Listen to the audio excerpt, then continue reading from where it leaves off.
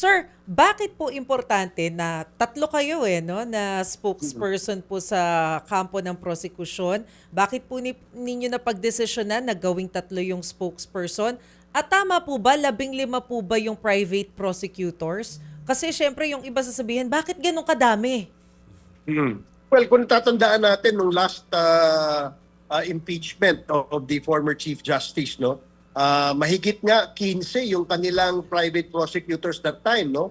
At ngayon naman, ang ating rules of procedure in impeachment proceedings does not prohibit, no? Wala naman pong pagbabawal doon sa dami ng gustong mag-volunteer na tumulong dito sa paglilitis.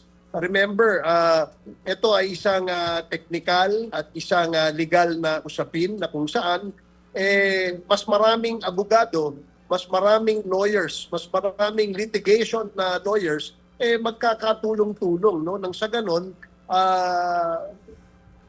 matupad natin ang tama, hindi tayo mag-violate sa rule of law. Sundin natin ang pamantayan sa ating saligang batas. At definitely, ito ay katuparan dun sa sinasabi natin palagi that two heads are better than one.